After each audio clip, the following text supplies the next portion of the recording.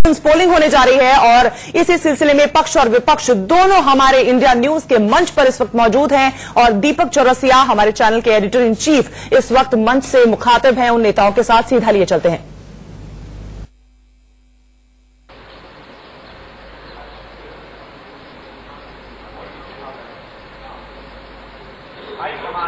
ये भारतीय राजनीति में एक ऐसा शब्द है जो सुनने में बड़ा भारी भरकम लगता है, और अगर कोई हाई कमान का सिपा सलार हो तो कैसा लगेगा। तो हमारे साथ दो हाई कमान के सिपा सलार हैं जिनकी ड्यूटी लगी हुई है कि इन चुनाव में वो अपनी अपनी पार्टियों को विजय दिलवाएं। अविनाश पांडे जी मेरे साथ हैं कांग्रेस पार्टी की तरफ से और अविनाश राय खन्ना जी मेरे पास हैं बीजेपी की तरफ से। सबसे पहले शुरू करता हूं बेसिक मुद्दों से। सर, मैं बिल्कुल बेसिक मुद्दों की बात करूंगा। अविनाश राय खन्ना जी, बेरोजगारी, लाठी नहीं रोजगार देंगे, ये कहकर वसुंधरा राजे सिंधिया जो है मुख्यमंत्री बनी थी, लेकिन रोजगार नहीं मिला, लाठियां भी नहीं मिली, रोजगार भी नहीं मिला। तो मैं जानना चाहता हूं जो 15 लाख भर्तियां आपने निकाली थी उसमें सिर्फ 41,800 ही क्यों पूरी हो पाई? ऐसा क्यों नहीं हो पाया कि 15 लाख भर्तियां पूरी हो जाती? क्योंकि ये मुद्दा, बेरोजगारी का मुद्दा 37% लोगों की दिमाग में राजस्थान में है। सबसे पहले मैं आपका धन्यवाद करता हूं कि आपने जो कुछ हम लोगों को यहां चाहते थे उसको कहने के लिए जो मंच दिया। खास धन्यवाद है अविनाश जी, यहां आए हैं, बहुत देर से हम लोग मिल पाए हैं, हम लोग इकट्ठे मेंबर पार्लियामेंट रहे हैं और खुशी है कि राजस्थान में इकट्ठे काम कर रही हैं। जो आपने रोजगार की बात कही है, भारतीय जनता पार्टी की सरकार ने टीचरों की, डॉक्टर्स की बहुत सी भर्तियां की हैं। हम लोग पूरा रोजगार इसलिए नहीं दे पाए, आपने देखा होगा कि हर भर्ती को किसी ना किसी रूप में चैलेंज किया गया है। आज भी टीचर्स की बहुत सी भर्तियां जो हैं वो हाई कोर्ट में चैलेंज भी पड़ी। हमने परमिशन लेकर भी कोशिश की कि उन बच्चों को रोजगार मिले जिन्होंने टीचर्स के लिए अप्लाई किया है, बाकी चीजों के लिए अप्लाई किया है। तो हमारा एक पूरा एजेंडा है कि नौकरी जो है, जो डिजर्व करते हैं बच्चे, उनको हम ईमानदारी से दें, नौकरी दें, लेकिन नौकरी मिली नहीं।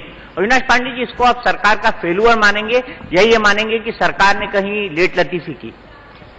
निश्चित रूप से आज अगर हम देखें तो इस सरकार ने पिछले चुनाव के दौरान जो भी लोगों से वादे किए, चाहे उनके वचन पत्र में किए हों, मैनिफेस्टो में किए हों, या जगह जगह पूरे प्रदेश में घूमकर प्रदेश की युवा पीढ़ी को एक आशा और उम्मीद बंधाई, एक आशा दी कि वो आने वाले समय में अगर उनकी सरकार आती है तो 15 लाख नौकरियां वो उपलब्ध कराएंगे। लेकिन अगर आप देखें तो पिछले 5 साल अब पूरे हो रहे हैं और पूरे प्रदेश के अंदर में नई नौकरियां उपलब्ध तो दूर की बात है, लेकिन जिस प्रकार से बेरोजगारी के साथ साथ जो निर्णय केंद्र सरकार और राज्य सरकार के द्वारा लिए गए, चाहे वो डिमोनेटाइजेशन का हो, चाहे हमारे जीएसटी संबंधित हो, तो रोजगार जो है, स्वयं रोजगार की भी जो अपॉर्चुनिटीज थी, जो मौके थे, जो अवसर थे, वो भी और कम हो गए। तो कुल मिलाकर बहुत ही मायूसी प्रदेश की युवा पीढ़ी के हाथ में लगी है और विशेष रूप से जो सुशिक्षित बेरोजगार है, जो इस आशा और उम्मीद में सरकार की ओर देख रहा था कि आने वाले समय में शायद उनके लिए कुछ अच्छे अवसर उपलब्ध होंगे, अलग अलग प्रोजेक्ट, अलग अलग कंपनियां आएंगी या सरकारी स्तर पर जो रिक्त जगह हैं उन पर उन्हें अवसर मिलेगा।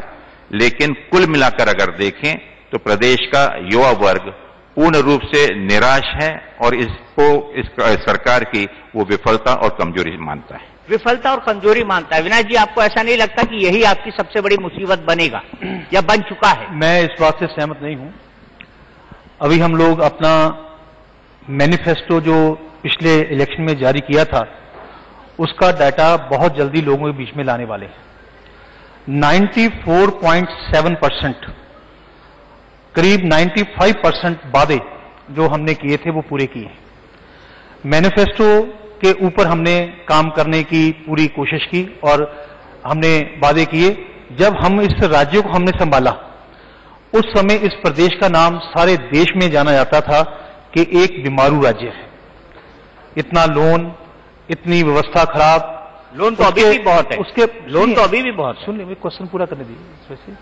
उसके बाद जिस ढंग से इस प्रदेश ने एक विकास की गति पकड़ी है, आज कई जगह पर, कई सेक्टर में ये प्रदेश 1 नंबर पे आया है और इस प्रदेश से कई प्रदेशों ने अपनी कंसल्टेंसी कि हमें आप कंसल्टेंसी दीजिए कि आप इस प्रदेश को आगे कैसे लेके गए हैं। तो इसलिए मैं पूरे मान के साथ गर्व से कह सकता हूं कि जितने वादे हमने पिछली बार किए 94.7% वादों को हमने पूरा किया है। 94.7% वादे पूरे हुए अविनाश जी? मैं समझता आप भी गिना दीजिए। इसको अगर मैं ये देखूं कि प्रदेश की जनता खुद अपने आप में इस चीज की गवाह है कि जो भी वादे मैनिफेस्टो में किए गए और एक बीमारू राज्य के रूप में, जैसा आपने खुद अभी कहा कि लोग राजस्थान को आज एक बीमारू राज्य के रूप में देख रहे हैं, अगर हम चारों तरफ दौड़कर देखें और घूमकर देखें तो इंफ्रास्ट्रक्चर नाम पर गिनती में हम शायद ही प्रदेश का कोई व्यक्ति बता सकता है कि इंफ्रास्ट्रक्चर में क्या हमने 2013 के बाद में ये जो प्रकल्प शुरू थे, क्या उसमें कोई प्रगति की? जो रेल परियोजनाएं जिनको उस समय में मंजूरी केंद्र सरकार द्वारा दी गई थी, बाड़मेर से भरतपुर तक की या अन्य क्षेत्रों की, उन रेल योजनाओं के ऊपर में भी काम अभी तक के शुरुआत तो छोड़ दीजिए, ठप पड़ा हुआ है। यदि हम स्वास्थ्य सेवाओं की ओर ध्यान दें तो जो योजनाएं इससे पहले 2013 तक लागू की गई थी, उन स्वास्थ्य योजनाओं में भी भारी रूप से गिरावट आई है। जिस सेवा योजनाओं को और जिस मेडिकल ट्रीटमेंट के लिए गरीबों की उपचार के लिए जो आज प्रदेश जाना जाता था, जहां पर मुफ्त दवाइयां ही नहीं, इलाज नहीं, उनका चेकअप से लेकर जन्म से लेकर मृत्यु तक। लेकिन मैं यहाँ राइटर लगाऊंगा, भामाशाह जैसी योजना है जिससे 3 लाख परिवारों को फायदा हुआ है और 3 लाख तक का बीमा कवर दिया जा रहा है उसमें। इसमें मैं डिस्प्यूट नहीं कर सकता। इस विषय को मैं चाहूंगा कि अलग से हम इसके ऊपर में निश्चित रूप से चर्चा करें कि भामाशाह योजना के अंतर्गत जो बेनिफिट, जो फायदे लोगों को दिए जा रहे हैं, उससे पहले भी 2013 में भी ये योजना शुरू थी। नाम उसका भामाशाह जरूर दे दिया गया और उसमें आज फायदा ज्यादा से ज्यादा क्या हमारे उन गरीब परिवारों को हो रहा है या प्राइवेट निजी डॉक्टरों को हो रहा है या हमारे इंश्योरेंस हो रहा हो, लेकिन स्वास्थ्य लाभ तो मिल रहा है ना। स्वास्थ्य लाभ अगर हो रहा होता और इस प्रकार से अगर हमारे यहाँ के अस्पतालों की कंडीशंस अगर आप देख लें तो मैं इसको पूर्ण रूप से अमान्य करता हूं कि क्या इसको इस योजना के अंतर्गत अगर जो योजनाएं शुरू थी, जो लोगों को मुफ्त दवाई देने की योजना शुरू थी, आज उनको उनके अकाउंट में पैसा कुछ पहुंचाया जाता है, लेकिन जब पैसा देने के लिए और उसके साथ में उसका इलाज कराने की जितना समय जाता है, और पहले ये जो इलाज हुआ करते थे उसमें और इसमें सिर्फ नाम का एक परिवर्तन किया गया था। ओरिजिनल मौलिक रूप से ये योजना तो कांग्रेस सरकार की ही देन रही है और उसका हमने निश्चित स्वागत किया है कि जहां पर अगर गरीबों का भला हो रहा है, स्वास्थ्य सेवा में जहां पर सुधार हुआ है, उसको हम निश्चित रूप से उसका स्वागत करते हैं। लेकिन उसके कारण जो अड़चने आ रही हैं, और स्वास्थ्य सेवा ही नहीं, अगर आप देखें कि विकास किस क्षेत्र में मिला है, शिक्षा का क्षेत्र देख लीजिए, जहां पर करीबन 17,000 पाठशालाओं को क्षेत्र में तो मानेंगे ना काम हुआ है, स्वास्थ्य में जो काम हुआ है मैंने देखिए उसमें भी मैंने लोगों की जो भावना है वो मैं आपके सामने व्यक्त किया। आप मानते हैं लोगों की भावना ये है अविनाश जी? शायद अविनाश जी नीचे तक नहीं जा पाए होंगे।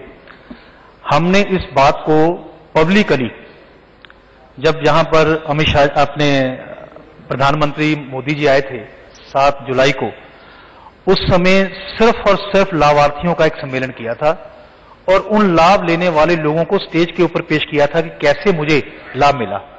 फिर गौरव यात्रा हुई, उसमें हमारी मुख्यमंत्री ने भामाशाह या वन्य योजनाओं के जो लाभार्थी थे उनको लोगों में से उठाकर पूछा कि आपको क्या लाभ हुआ, क्या कोई मुश्किल आई, खाना, दवाइयां और अपना इलाज का पैसा सारा सरकार ने भामाशाह योजना के तहत दिया। मुझे खुशी है कि ये क्लेम कर रहे हैं कि भामाशाह योजना एक है, लेकिन मैं इनको याद दिलाना चाहता हूं, जब लोकसभा के बाई इलेक्शन हो रहे थे तो आपके ही प्रत्याशी ने कहा था कि मैं भामाशाह कार्ड को पाड़ के फेंक दूंगा। तो इसका मतलब कांग्रेस को उस योजना के बारे में या तो पूरी जानकारी नहीं है या लोगों से अभी तक संपर्क नहीं हुआ। अगर इस गलतफहमी में है कि भामाशाह योजना का फायदा नहीं हुआ तो आने वाले चुनाव में लोग बता देंगे कि भामाशाह योजना का फायदा क्या हुआ है।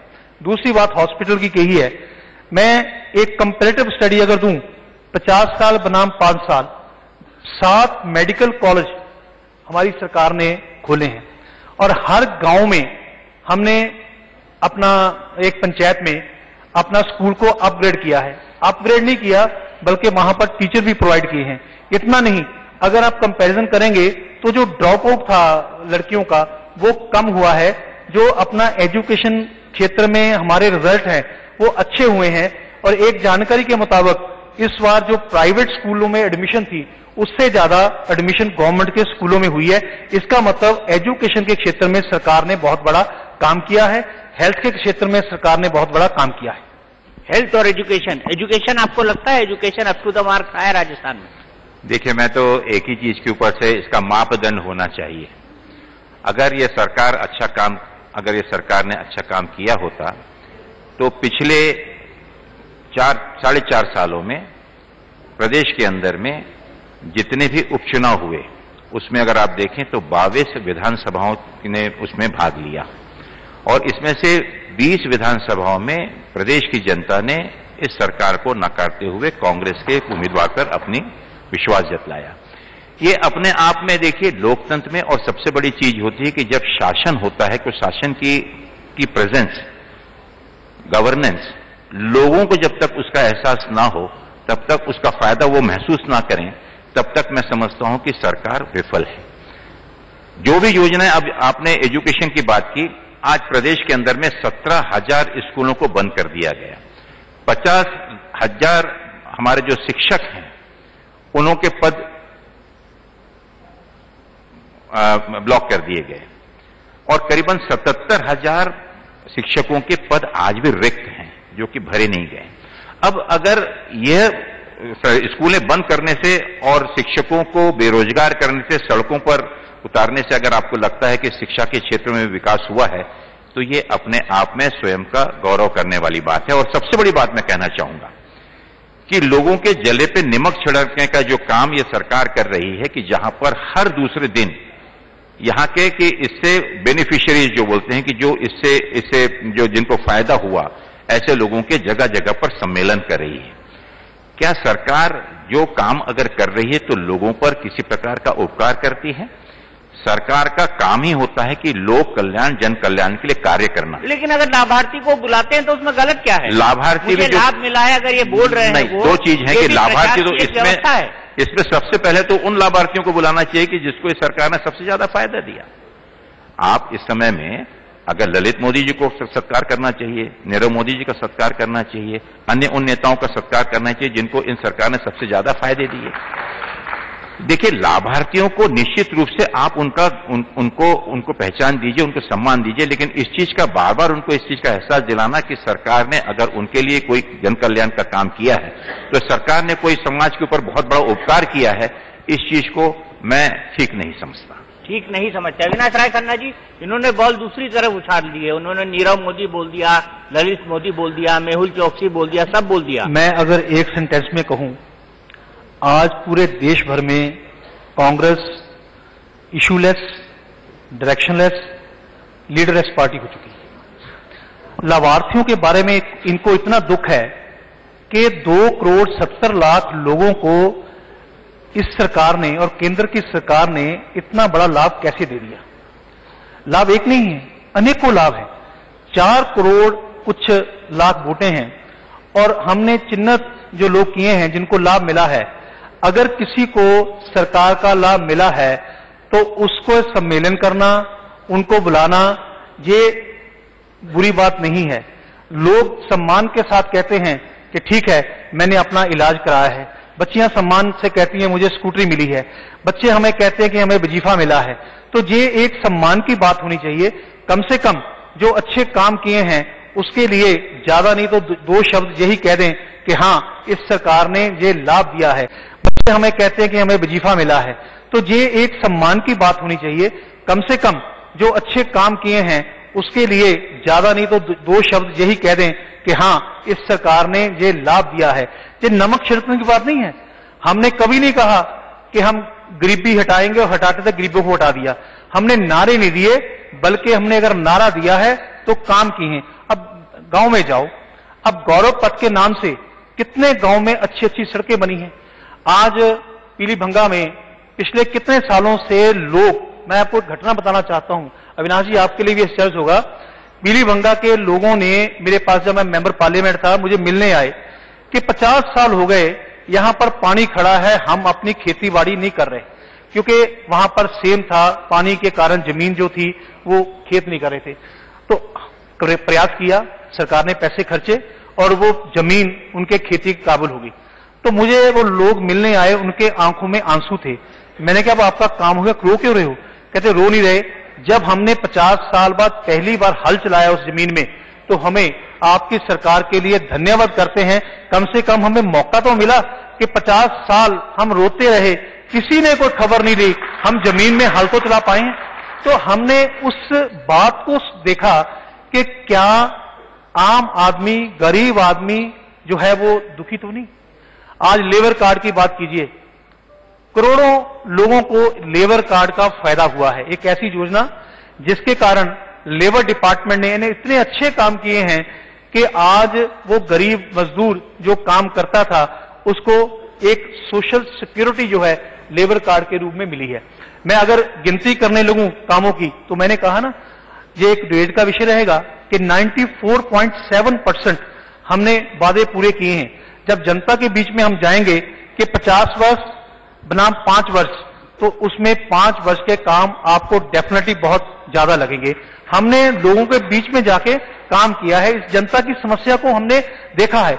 मैंने शब्द शुरू किया था कि जब हम सरकार में आए तो बमारू राज्य के रूप में जो जाना जाता था, आज आईटी के सेक्टर में, आज हमारा जो राजस्थान है, आज कर्नाटका, तमिलनाडु वगैरह, उस समय आंध्रा आईटी के रूप में माने जाते थे, लेकिन वो प्रदेश भी हमसे कंसल्टेंसी मांग रहे हैं कि राजस्थान एकदम कैसे आगे बढ़ा। तो इसलिए मैं कहता हूं कि अगर सब जगह विकास हुआ है तो इस राज्य में हुआ है, और हमने आम आदमी, गरीब आदमी की समस्या को देखते हुए अपनी पॉलिसी बनाई। लेकिन अगर इतना सब कुछ है विनाश कर रहा है खन्ना जी, तो आपकी चीफ मिनिस्टर इतनी अनपॉपुलर कैसे हो गई? ये नारा क्यों लग रहा है, वसुंधरा तेरी खैर नहीं, मोदी जी से बैर नहीं? भाई साहब, राजनीति में यही तो एक कांग्रेस की एक, मैं कहता हूं कि रही है कि गरीबी हटाओ का नारा भी दिया, गरीबी तो हटनी, गरीब हटते गए। मतलब आज आप कह रहे हैं कि वसुंधरा को हटाने के लिए इन्होंने नारा लगा दिया? बिल्कुल। आप बताइए, ये परसेप्शन बनाना कि 5 साल हम, 5 साल आप, जब लगातार कांग्रेस इस राज्य में 50 साल राज्य राज करती रही, उसमें परसेप्शन क्यों नहीं आई? आज हमने काम किए हैं, हम आज काम के बल पे लोगों के बीच में जा रहे हैं।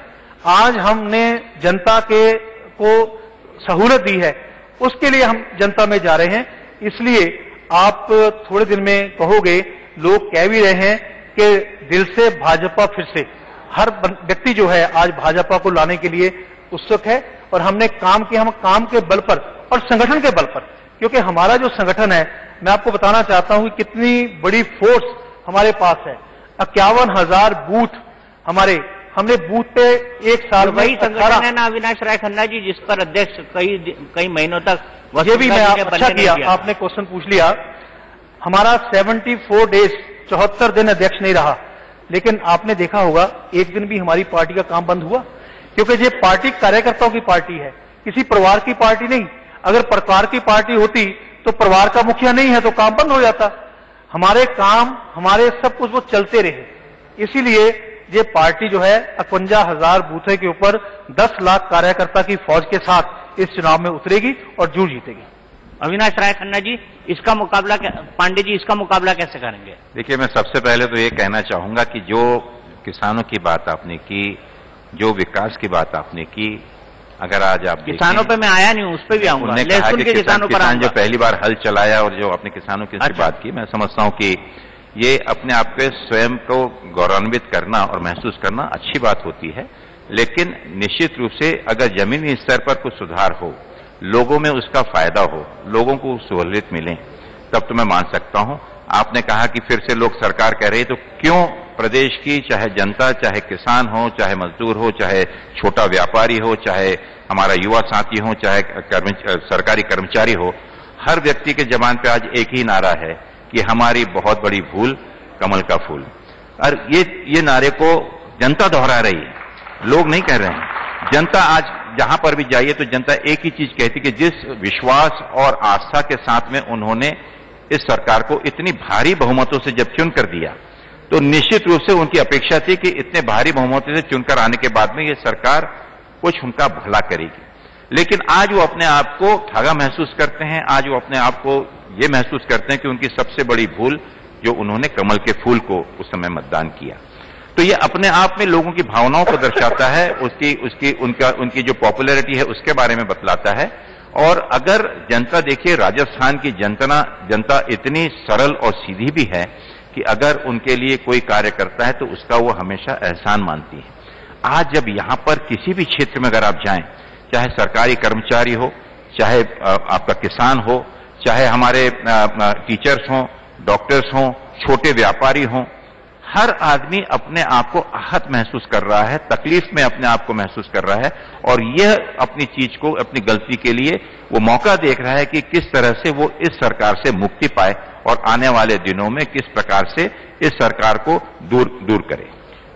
अविनाश राय खन्ना जी, अगर सरकार ने इतना काम किया तो मुझे ये बताइए, बड़ा सीधा पॉइंट ब्लैंक सवाल पूछ रहा हूं कि फिर लहसुन किसानों को 2018 में आत्महत्या करने की जरूरत क्यों पड़ी? देखो, पहली सरकार जिसने 9,000 करोड़ रुपए तक के बजट का प्रोविजन करके 50,000 के लोन जो है किसानों के माफ किए, वो काफी नहीं था। सुनिए, आप सोचोगे कि 100% हो जाएंगे, उसके लिए थोड़ा सा वेट करना पड़ेगा। लेकिन जो रिलीफ दिया हमने, पहली सरकार जिसने ये फैसला किया, जैसे एक आदमी का हेल्थ कार्ड बनता है, उसी तरह एक बड़ा रेवोल्यूशनरी फैसला था कि किसान की सॉइल का भी हेल्थ कार्ड बने। किसान बिना बात के, आज एक किसान राम सिंह लेके आया है लाल डिब्बा किसी चीज का, दवाई का, तो बीवी वो ही लेके आएगा। हमने सॉइल हेल्थ कार्ड जो है वो किसानों को इशू किया, और वो भी शुरुआत राजस्थान से हुई, ताकि किसान को पता हो कौन सा बीज डाले, कौन सी फर्टिलाइजर डाले, कौन सी दवाई डाले। आज किसान के लिए जो खुशी की बात है कि उसका जो बिल है उसको भी हमने 10,000 के बिल को माफ की घोषणा की है। तो इसलिए हर वर्ग, कोई भी ले लीजिए, किसान है, विद्यार्थी है, मजदूर है, हर के लिए कोई ना कोई भारतीय जनता पार्टी की सरकार ने काम किया है। हमें तो 5 साल मिले हैं।